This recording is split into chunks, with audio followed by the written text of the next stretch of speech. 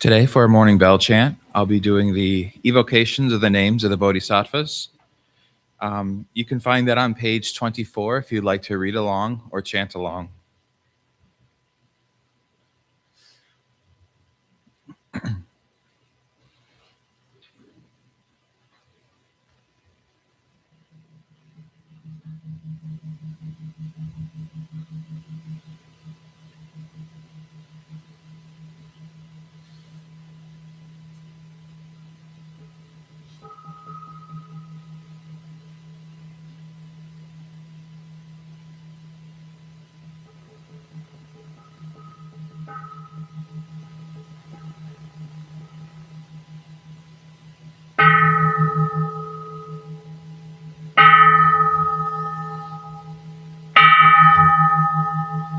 We evoke your name, Avalokiteshvara.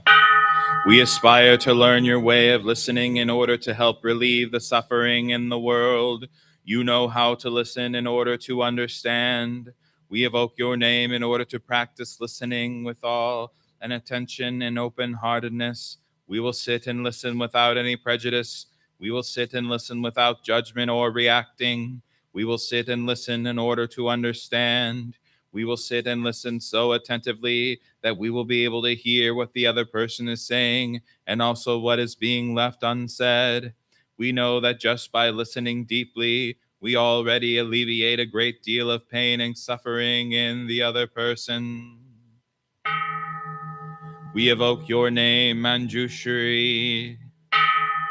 We aspire to learn your way, which is to be still and to look deeply into the heart of things and into the hearts of people.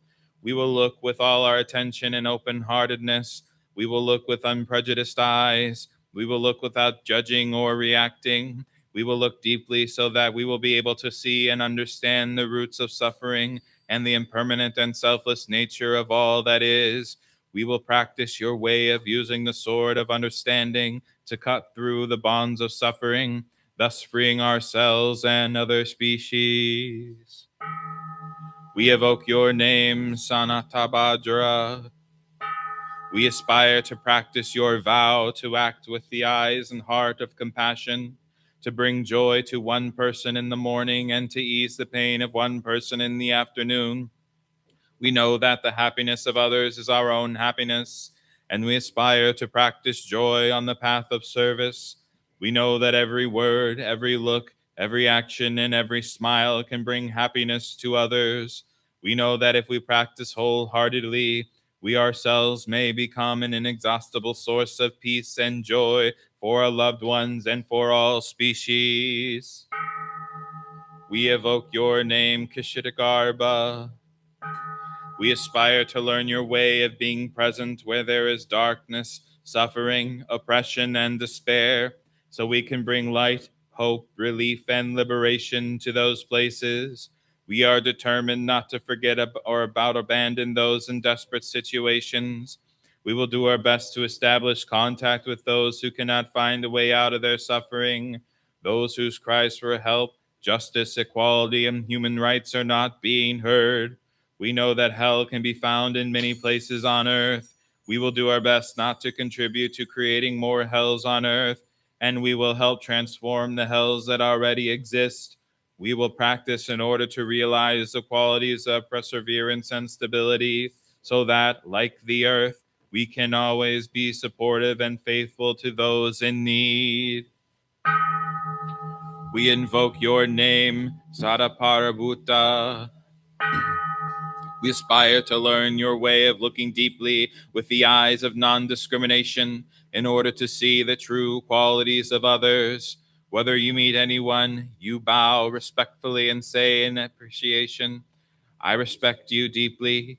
You are a future Buddha. We vow to look deeply into ourselves, to recognize the positive qualities that are there, to accept and to love ourselves. We vow only to water positive seeds in ourselves and in those around us. By doing so, our thoughts, words, and deeds will give rise to self-confidence and acceptance of ourselves, our children, grandchildren, and all those we know. We vow to look deeply with the eyes of non-discrimination to see that the joy and success of the other person is also our joy and success. We vow to behave and to speak with humility and respect. We vow to practice loving speech to help people who underestimate themselves see that they are wonders of the universe. We know that only when we are able to transcend the barriers of the separate self shall we be able to transform the superiority, inferiority, and equality complexes and realize true happiness and freedom.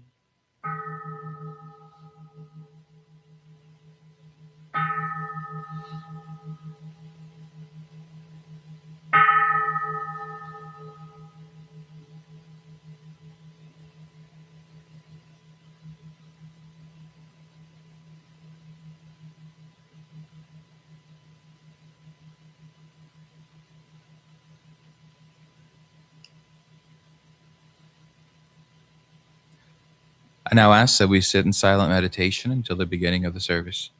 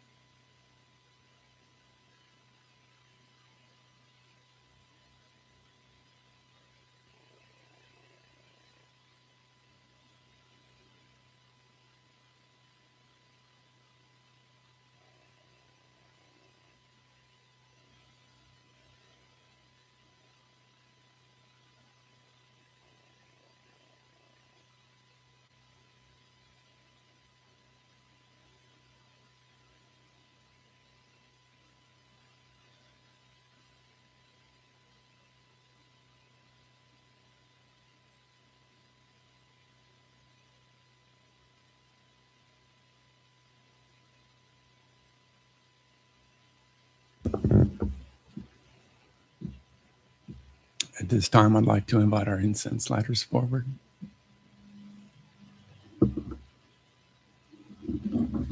And if the rest of you would like to join me in reciting the incense lighting gatha, it can be found in front of our chant books somewhere. Page 2. Thank you.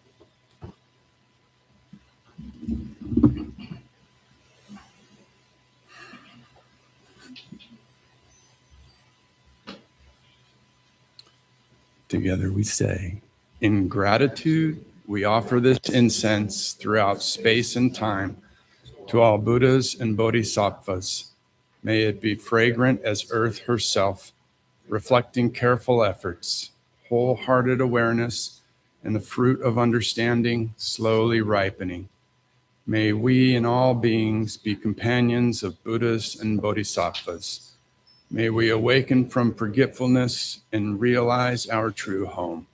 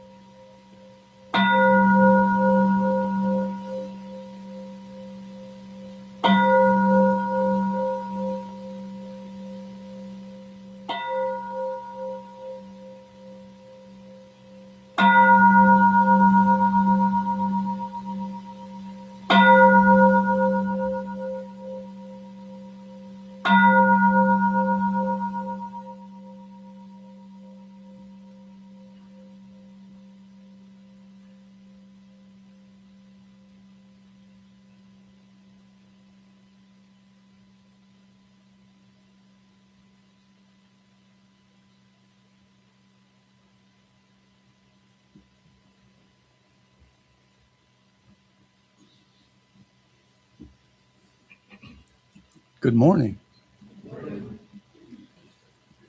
Wonderful to see everyone today.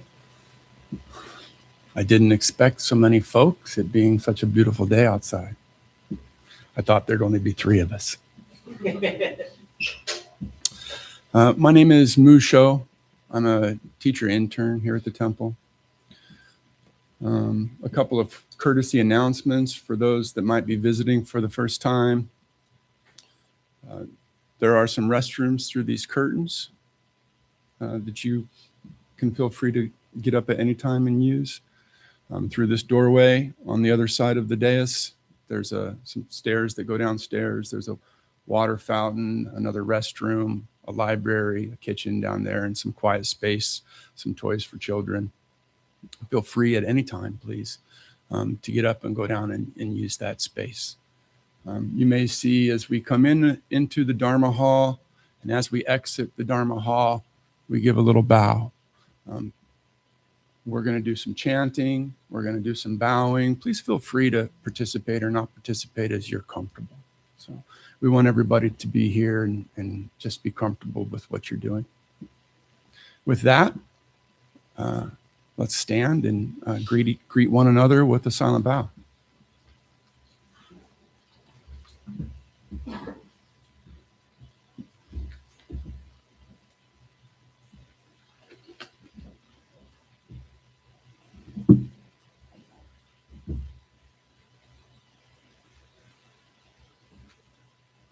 If you'd like to remain standing,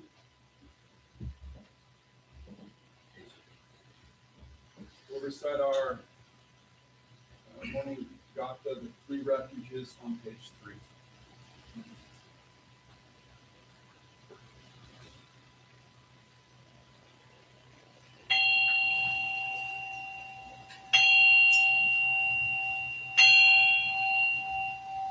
I go for refuge to Buddha, my deeply awakened mind, the living source of understanding and compassion, which must be cultivated to be known fully. I go for refuge to Dharma, the path of mindful living, leading to healing, joy, and enlightenment. The way of peace must be cultivated to be known fully. I go for refuge to the Sangha, the loving and supportive community of practice, realizing harmony, awareness, and liberation, which must be cultivated to be known fully. I am aware that the 3 jewels are within my heart. I vow to realize them. I vow to practice mindful breathing and smiling, looking deeply into things. I vow to understand living beings and their suffering. I vow to cultivate loving kindness and compassion, and to practice joy and equanimity. I vow to offer joy to one person in the morning, and to help relieve the grief of one person in the afternoon. I vow to live simply and sanely, content with few possessions, and to keep my body healthy. I vow to let go of all worry and anxiety in order to be light and free. I am aware that I owe so much to my parents, teachers, friends, and all beings. I vow to be worthy of their trust, to practice wholeheartedly, so that understanding and compassion will flower, and I can help living beings be free from their suffering. May the Buddha, the Dharma, and the Sangha support my efforts. May the Buddha, the Dharma, and the Sangha support my efforts. May the Buddha, the Dharma, and the Sangha support my efforts.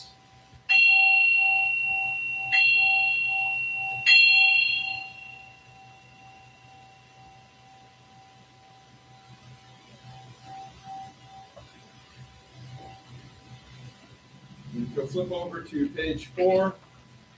We'll recite the Heart Sutra.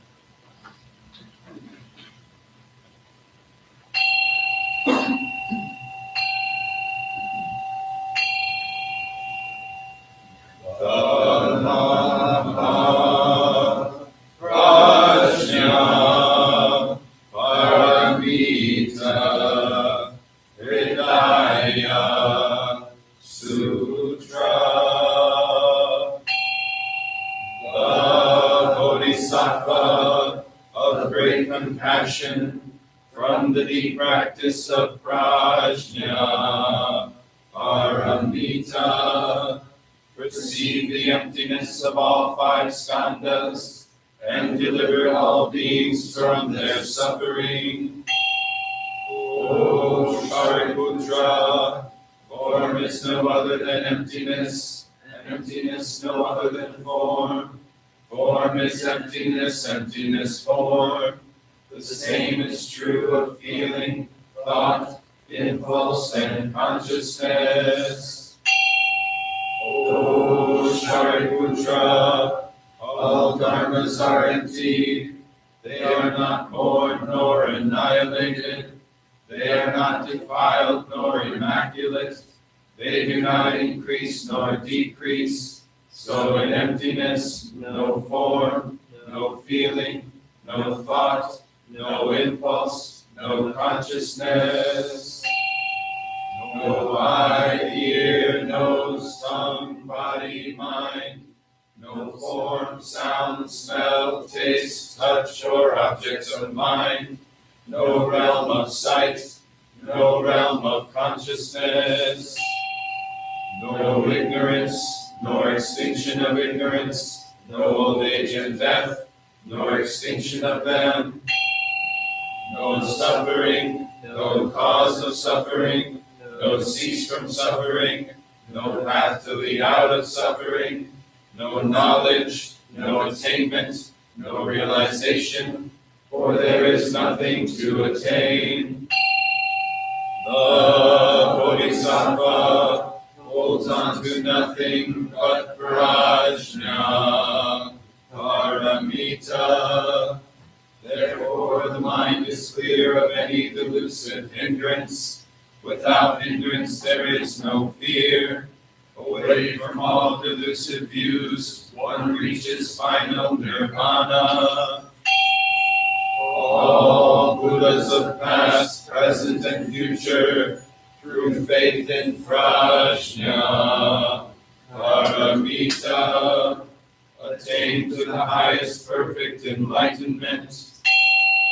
Know then the prajna, paramita, is the great Dharani, the radiant, peerless mantram, the utmost supreme mantram, which is capable of allaying all pain. This is true beyond all doubt. Proclaim now the highest wisdom, the prajna, paramita. Gate, gate, paragate, parasangate, bodhisattva. Gate, gate, paragate, parasangate, bodhisattva. Gate, gate, paragate, parasangate, bodhisattva.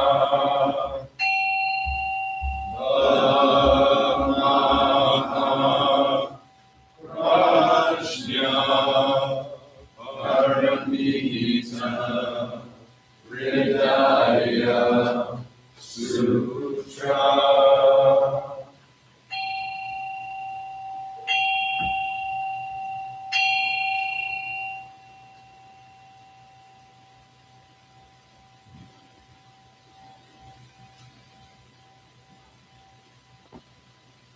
All right, have a seat.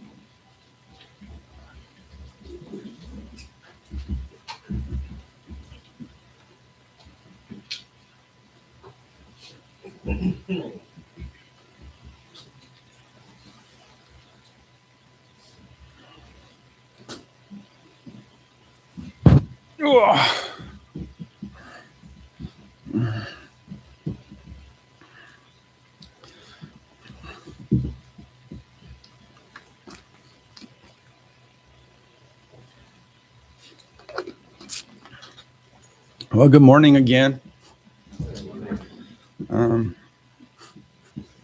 As I said, my name is Mūshō. I'm a teacher intern here at the temple. The title of my talk today, a little nod to Isaac Asimov, if anybody's a sci-fi fan, is I, Bodhisattva. What it means to remember and nurture the all-inclusive aspect of the Bodhisattva vow. And we just chanted in the Heart Sutra about Bodhisattvas. So what is the Bodhisattva vow?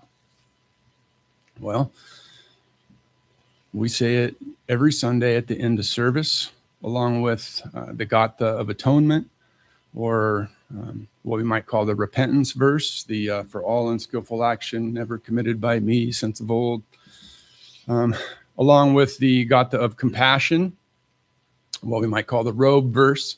Vast is the robe of compassion, a formless field of benefaction, aware of the Buddha's teachings for the benefit of all sentient beings. And the Bodhisattva vow, which is technically 4 separate vows, similarly talks about liberating or freeing all beings. And if you get out your chant books and turn to page 6, I'd like to begin by reciting this vow.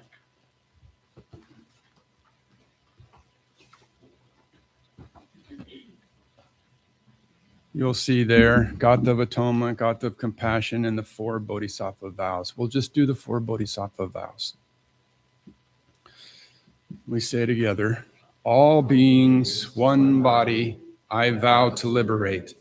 Endless blind passion, I vow to uproot.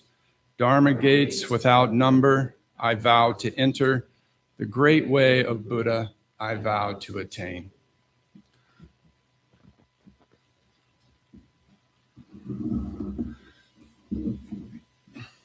Excellent. You're all bodhisattvas now. All right? It's just that easy, just like that. Hocus pocus. In opening the hand of thought, Kosho Uchiyama says, a bodhisattva is just an ordinary person who has found her life direction in Buddha. You are a bodhisattva. I am a bodhisattva. There are, of course, illustrious bodhisattvas like Avalokiteshvara, Manjushri. We've been learning about them some with some talks here in the last few weeks, who embody compassion and wisdom. But we have to have the confidence that we too are bodhisattvas. Even as ordinary human beings, when we live by vow, the meaning of our lives totally changes. Now, let me say that what we're looking for here is not perfection in these vows, right? When we vow to live our lives in this way, not just being dragged around by our desires or the consequences of our previous harmful actions, what we're doing is we're aiming. We orient ourselves toward the Buddha and take aim at living our life in this way. We live by intention, not perfection. There's a reason why we say the repentance verse along with the 4 Bodhisattva vows, okay? We take aim without expectation of hitting this target. The goal is not to hit the target. As a matter of fact, I would not give consideration to a goal at all. Maybe don't give consideration to a target. Only the aim. We aim with our vows. And the 4 vows are listed as kind of a step-by-step format, maybe a recipe of sorts, or kind of an unfolding process. And I'll run through them, beginning with all beings, one body, I vow to liberate, right? Liberate from what? From our suffering, yes? From dukkha, the dis-ease generated by our mind's inability to grasp that we aren't the center of the universe, that everything in this universe, including us, is constantly changing and in flux, resulting in this kind of inherent instability. And that it's our grasping for something stable to cling on to that's the root of this suffering.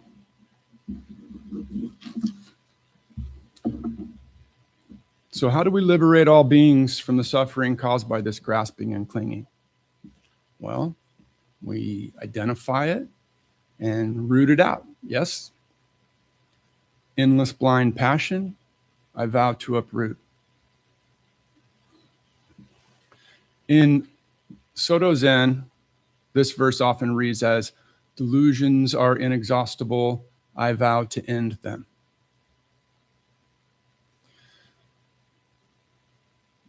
These are the delusions that stem from this notion that anything is fixed or unchanging. Delusions that anything revolves around me, right? Or that there even is a me as opposed to you. This one is really, I think, the cause of more suffering in the world. This delusion of me in opposition of you, right? You're other than me.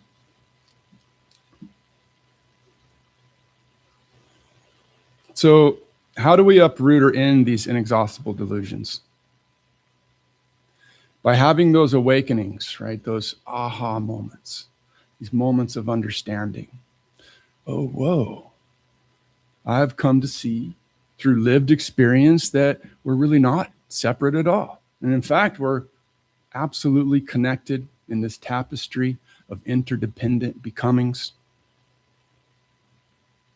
This is because that is because this is.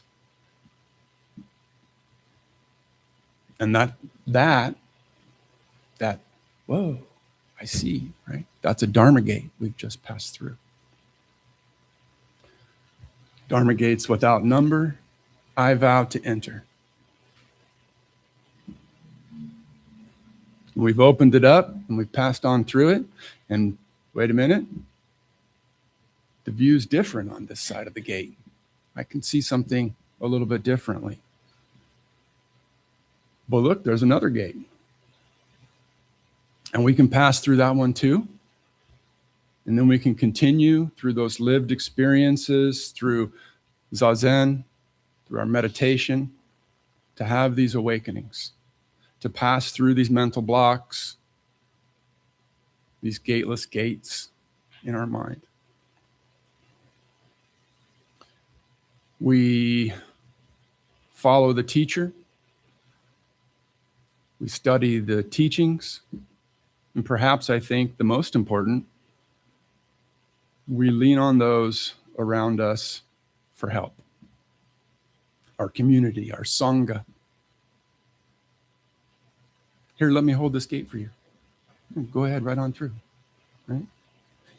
Let's go on through together.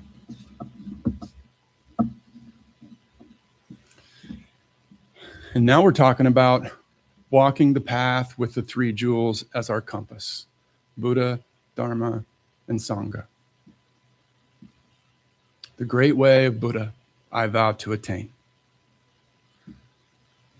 In Soto, it might read, Buddha's way is unsurpassable. I vow to realize it. And now we've come back around to aiming again.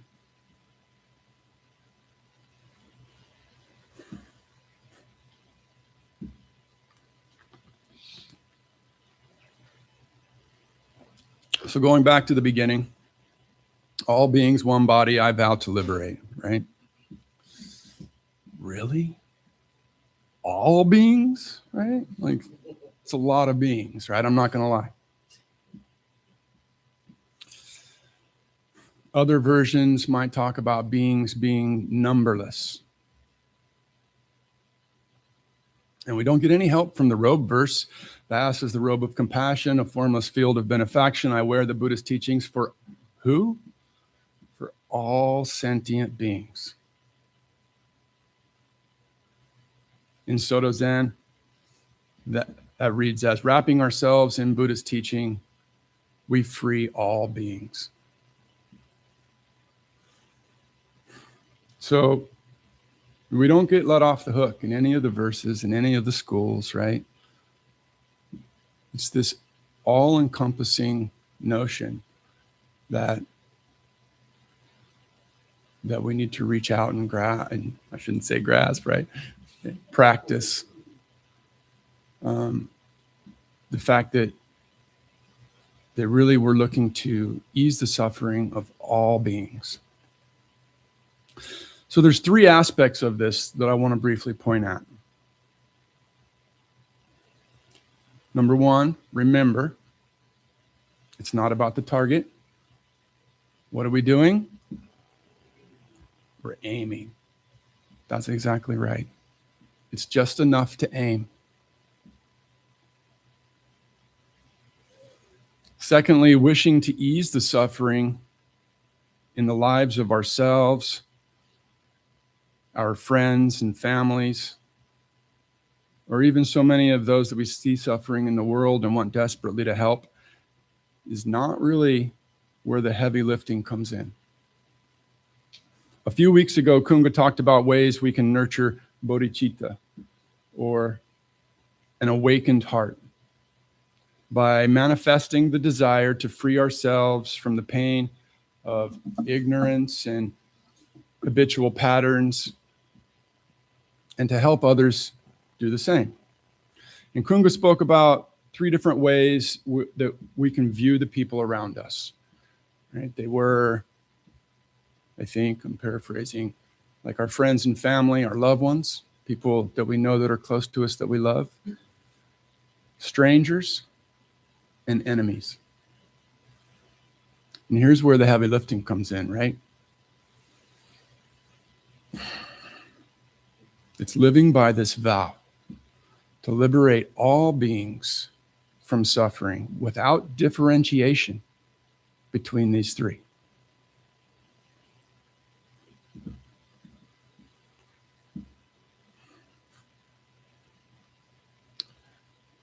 This idea right there was really the seed of this talk. And as I wrote the talk, it sort of changed and it evolved, as they always do. But I had this thought that what I see and also what I do, we all do, right, is we think about ways we can have compassion and we can help everybody in the world, and we want to get out there and help everybody, and these people are suffering and I really need to be able to help them. Because why? Because they're being harmed by these other a-holes over here. And if we could only stop those a-holes from harming these people, F them. All right, that's the PG version.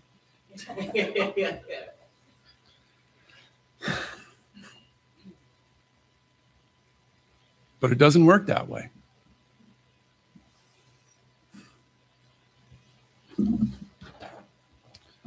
I had this at the end, but it just popped into my head. Right? There's this quote by Nagarjuna: "May bodhicitta, precious and sublime, arise where it has not yet come to be.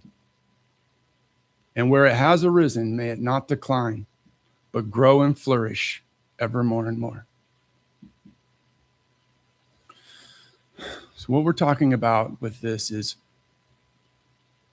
not just having bodhicitta, the arising of it, right? I have compassion for these people. I want to help them. But the nurturing of this feeling. And that takes work. And it's done by remembering there's not a differentiation between friends, strangers, and enemies in all beings. Okay? It's a practice. It's like working a muscle. When we practice having this compassion for people that, right, let's get real. It might be difficult to have compassion for sometimes. That is what sets us aside as bodhisattvas from people who are living by, right, their desires, their karmic consequences. So that we vow to nurture that in ourselves, that vow. Because we know that that's the only way. They have to come along with us, and we're all going to be free of suffering together. And why is that? Because I'm not different from them. They are not different from me, right? There is no me that's a separate fixed being. We're all one thing, exploding through space, here together, right? We all got to go together, or else none of us are going to go there at all. Now, before we all go marching up to the White House with like daisies in our hair, being like, we love you, but wait, we love you. There's another aspect of this vow. All beings, one body, I vow to liberate. That may require us to pass through this Dharma gate, right? That the all doesn't exist separately from me. And I don't exist separately from the all. So again, Kocho Uchiyama, in his book that y'all know I love, says, the life that flows through each of us and through everything around us is actually all connected. To say that, of course, means that who I am cannot be separated from the things that surround me. Or, to put it another way, all sentient beings have their existence and live within my life. This includes even the fate of all humankind. That too lies within me. Therefore, my direction becomes just how humanity might truly live out its life. In other words, it is the motivation for living that is different for a bodhisattva. Ordinary people live thinking only about their own personal narrow circumstances connected with their desires. In contrast to that, a bodhisattva, though undeniably still an ordinary human being like everyone else, lives aiming at the well-being of everyone as the direction of his or her life. For us, as bodhisattvas, now that we are, all aspects of life, including the fate of humanity, live within us. And I just got one thing on the back. No pressure. All right? Thanks.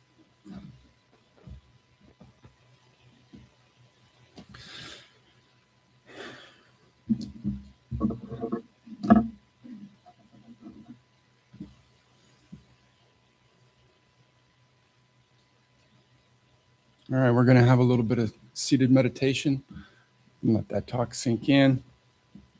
Get comfortable. We'll sit for 8 or 10 minutes maybe.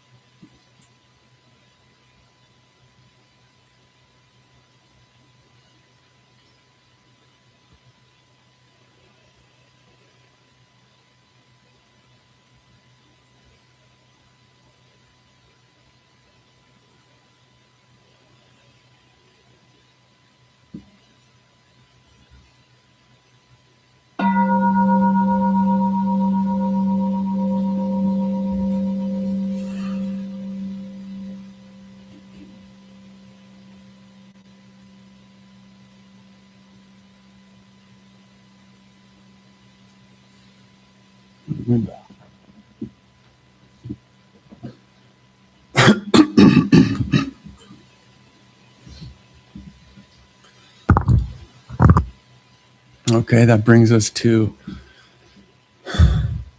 something that we love to do at the end of service, which is our period of joys and concerns.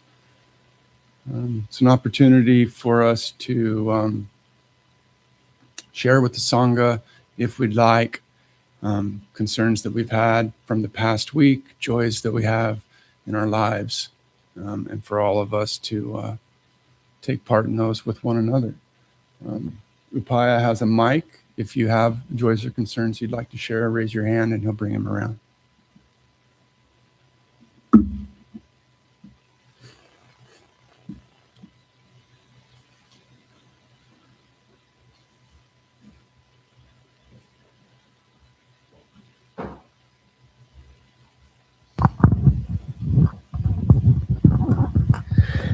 Hello, Sangha. My name is Smirti, and I wanted to share this joy. Yesterday I had the day off, and I was able to take my dog out for a walk on that just perfect spring day as some of the green was starting to bloom, and Honey Dog could just run free and run. And it was a very joyful occasion.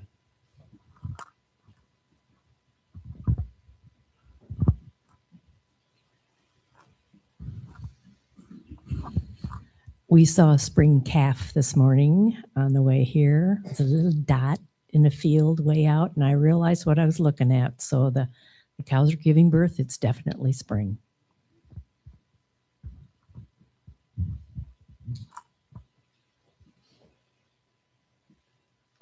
I'll go. A couple of days ago, I was out in my backyard picking up sticks and whatnot from the melting snow in winter.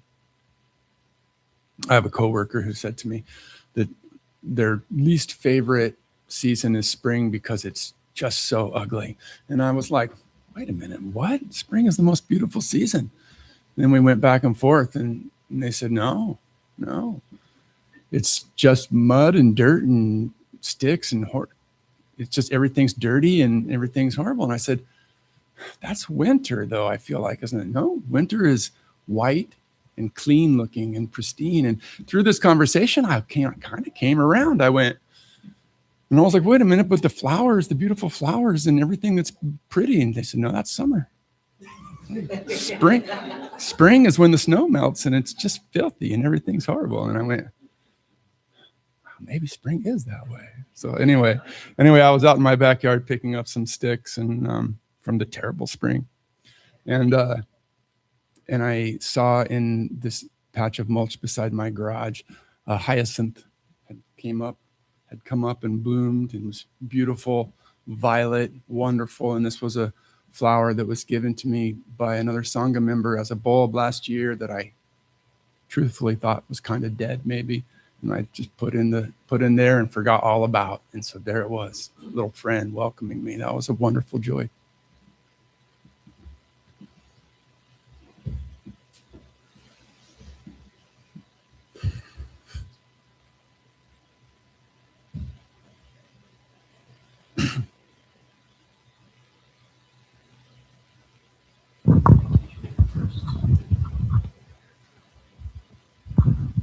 So yesterday I rode about my scooter to the chair to my room, and my room was a mess. And the broom was in there. I don't know how that got on there. And so I ride my bike my scooter, why do I keep saying bike? And to the chair to my room.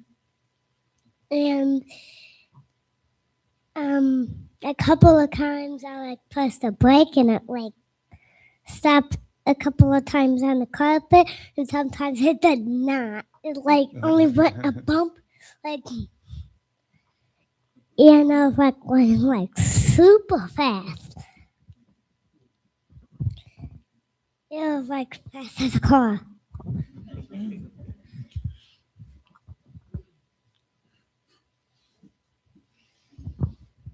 Good morning, Sangha. My name is Samya Gajiva.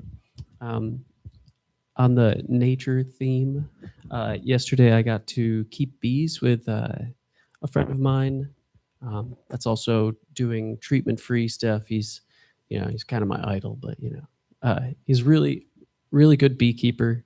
And we got to work together for like 4 hours in the sun, just beautiful. Getting to see other people's bees and other bees out there that are alive. And then my second joy is I was kind of sporadic this morning, and I was running to my truck to I can't remember what I was going to get my coffee, and I was in the temple, just ran to my truck. I forgot to tie my shoes, and Chungo Su watched me do like a complete front flip, and I rolled right out of it and just like kept running, and I was like completely fine. I was so surprised. I was like, how did that work? I was like, parkour, and just Chungo Su just like laughed at me. But I'm just happy, yeah, I didn't get hurt.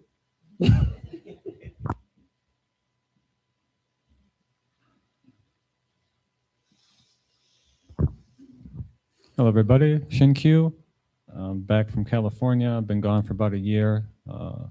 It's nice to see everybody. It's weird to be back in Michigan and hear Michigan accents again. Been hearing California people for a whole year, so I feel like I'm back at home. I'll be here for about a month, so you'll see me once or twice more. And back off to Nebraska for more training. So it's just really nice to be back in the temple once again. Looks like you're keeping it well. Good job.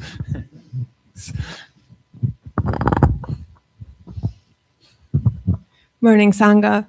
I'm Carly. I just am grateful for always having the reminder of compassion when I come in here. I have to write an email today that I really do not want to do, but if I just stay in that route, I think I'll be okay. Another joy is just that I am feeling joyful today, and I felt happy on Friday, and that's huge. So thank you.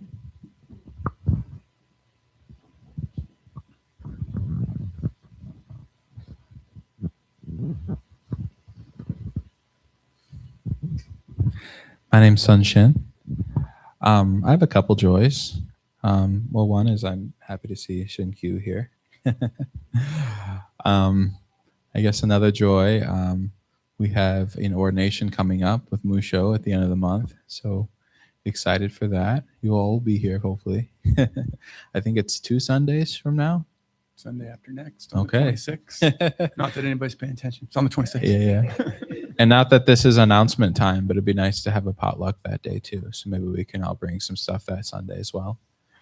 I have 2 joys.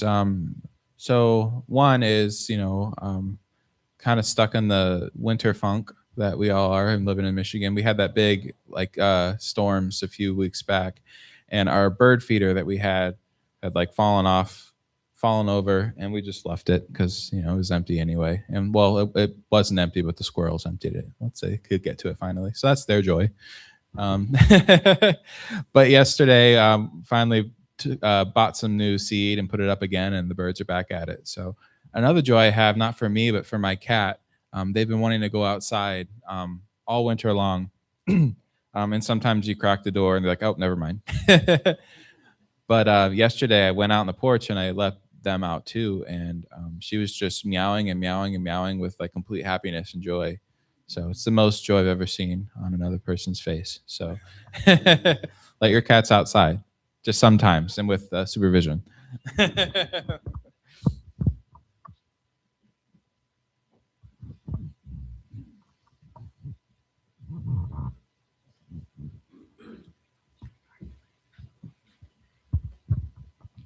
Hi, everybody. My name is Brogan. This is outside of my comfort zone, but I'm doing it anyway. I had a friend who introduced me to Buddhism like a couple months ago, And recently I've been kind of having it take more of a front seat in my life. And yesterday, with the beautiful weather, I decided to meditate in the park. And it was the first time that I had like this true separation of self and kind of realizing, like my body is not really me, it's this temporary vessel that I'm in. And it was really beautiful, just kind of feeling the wind go on my skin and then kind of realizing it's just all part of this, I don't know, crazy universe we're in. And it was really beautiful. And I was really excited to experience that. So.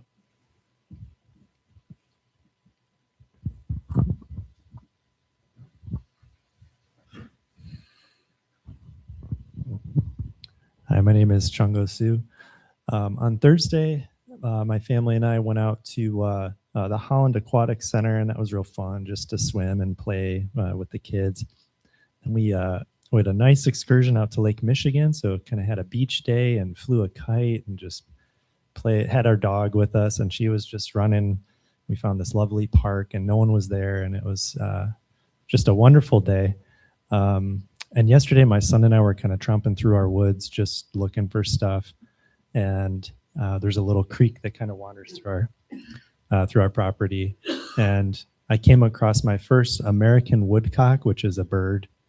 And I was really excited about that. It was walking on the ground, and so wanted to share that. Thank you.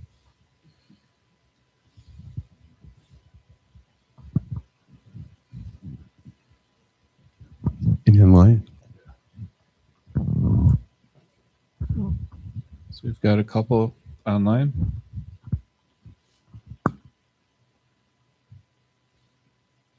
First one is from Nathan. It says he's recording a second album with my band, which is very joyful. My concern is that I'm supposed to record more vocals today, but I am sick, which is trash.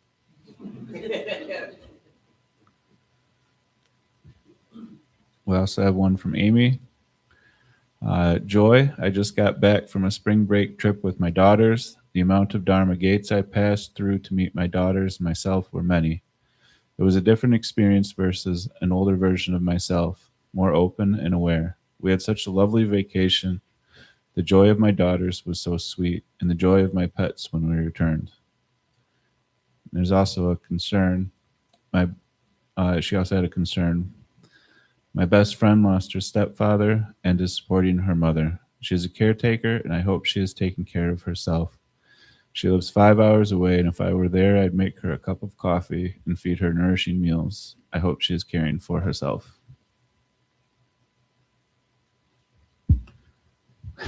One more from Ashley. Feeling joyful, gratitude for y'all streaming so I can still feel connected to the Sangha. P.S. Seasonal transitions reject false dichotomies of spring and winter, something like that.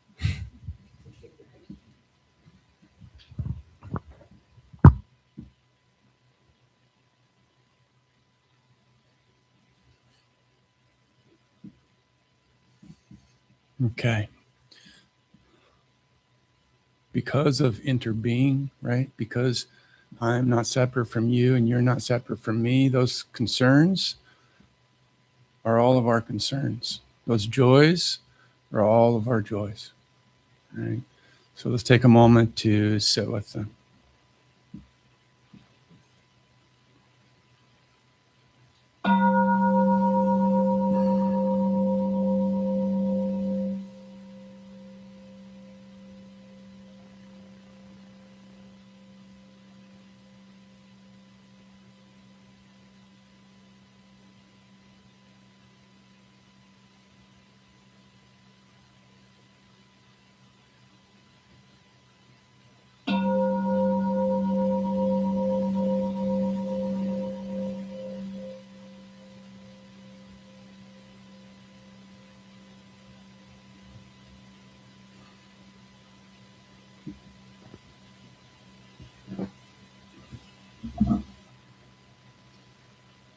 All right. Thank you all for that practice. I love that portion of Sunday.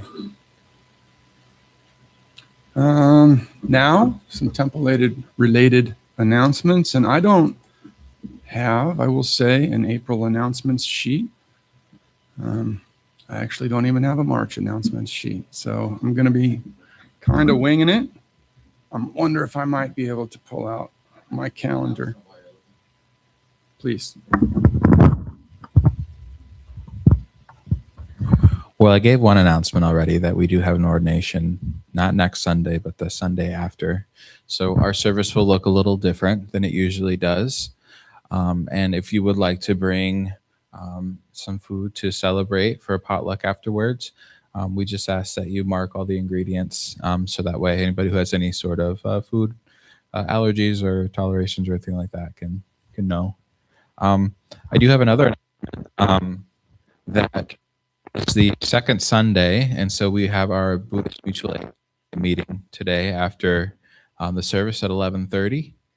And so if anybody would like to join us for that, we'll be meeting downstairs. Cool. Did you find some more announcements? Thank you.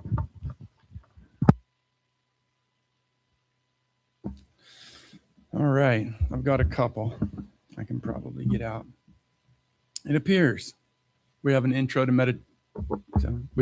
meditation class coming up on April 18th. It is from 8:30 to noon here in the temple.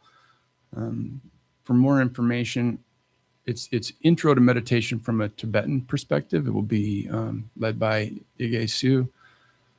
And for more information on that, you could contact Ige Su or see the newsletter or the website.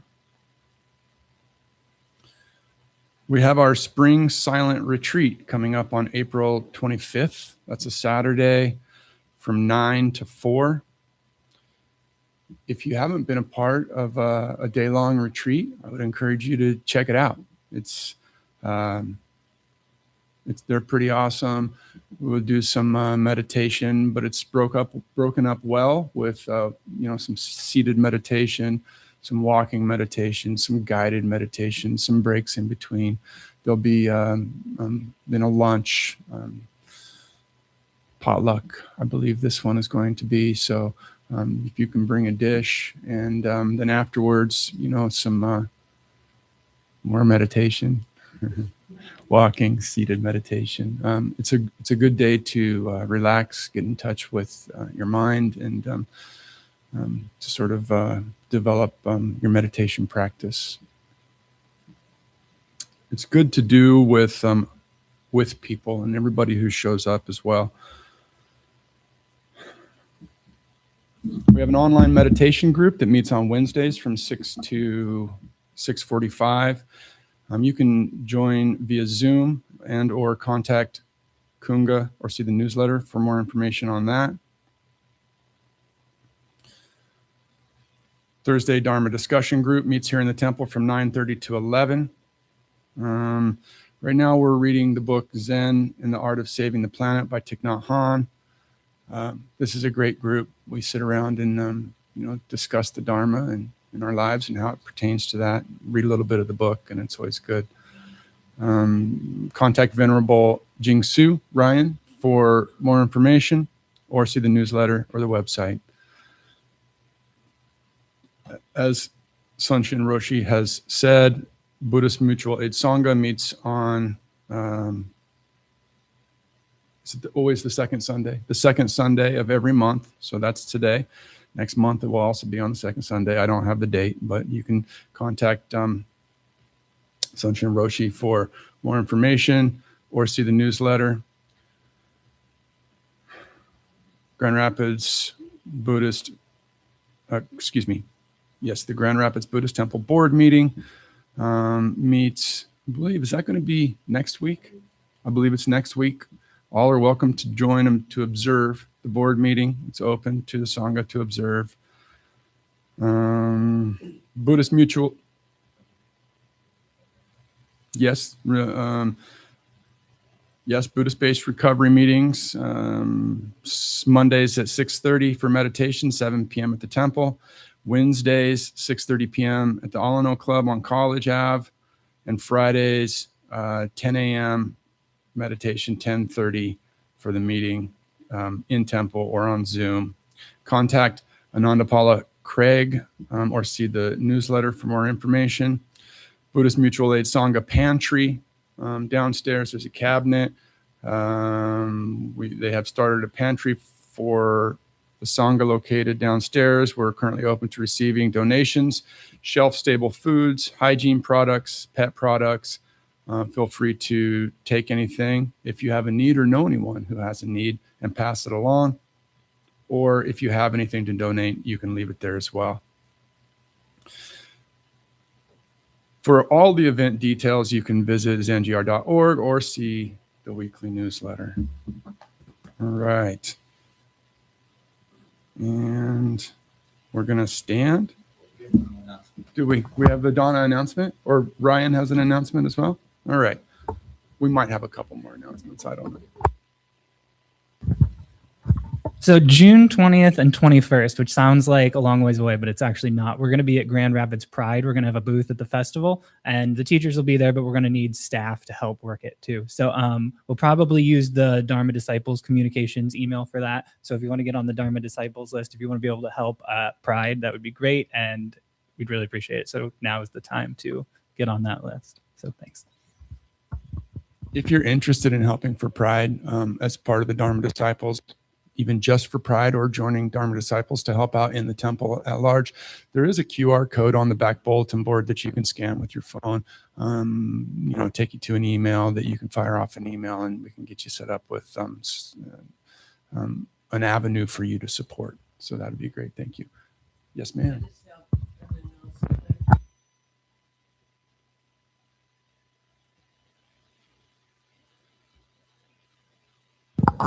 There we go. Thank you. Gail, I'm one of the board members. Our 2 folding card tables downstairs have died. So, well, a peaceful death, but we need them replaced. If anybody is in the position of donating a gently used 1 or 2 or donating new, that would be great. We use them downstairs when we meet after service, and it would be greatly appreciated. Thank you. Is there a Donna announcement today? Yes. Wow, I tried to forget about it. I almost forgot about you. Yeah. Good morning, Sangha. My name is Ellen. The word Dana in our practice means generosity, and every single day there's like a bazillion opportunities to work that into your daily life. Here at the temple, we have a group very organized called the Dharma Disciples, which Jeremy just talked about. We have a list of tasks that have to happen every week, and people are being very generous with their time. That's what keeps the bus moving. We've got John back there making sure that we're up on YouTube, and those services are also archived on YouTube, so you can go back and check those out. Jeff was at the door. Greeter is another job that happens to happen. We like to do that every week. We're going to have that potluck downstairs, the setup, the clean out. That's all people helping out. The Donna announcement, I'll be perfectly honest, I do love the sound of my own voice. And, once we went to microphone, that was a game changer. But this is not a difficult job to do. And we also have a handbook that details these jobs. So it's not a rocket science thing. So anything that you could do, anytime you can help out, is greatly appreciated. Also, keeping the lights on, the air this summer, somebody needs to pay for that. So of course we need financial support. We have Dana boxes at the end of the temple, cash, check, or scan the QR code, takes you directly to PayPal. If you go to the temple's website, zengr.org, there's another drop-down menu, takes you right to PayPal. Last but not least, everybody out there in YouTube land, there's a drop-down menu as well. So whenever you can, however you can, it's greatly appreciated. Thank you.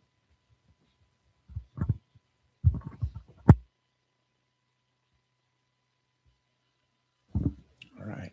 I believe it's time for our closing gathas. If we'd like to stand, we'll recite our closing gathas.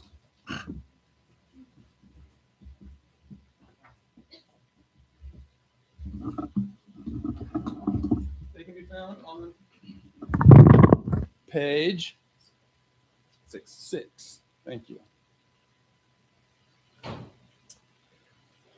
Together we say, for all unskillful action ever committed by me since of old, on account of my beginningless greed, anger, and ignorance, born of my body, mouth, and thoughts, now I atone for them all. Vast is the robe of compassion, a formless field of benefaction. I wear the Buddhist teachings for the benefit of all sentient beings. All beings, one body, I vow to liberate. Endless blind passion, I vow to uproot. Dharma gates without number, I vow to enter. The great way of Buddha, I vow to attain.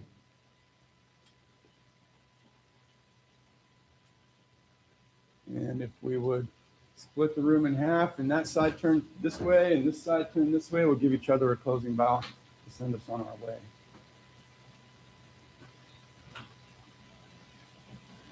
All right. Thank you all very much for coming on this beautiful day. If you could straighten your cushions, try and leave them the way that we found them. Someone will come around and collect chant books. Y'all have a wonderful day.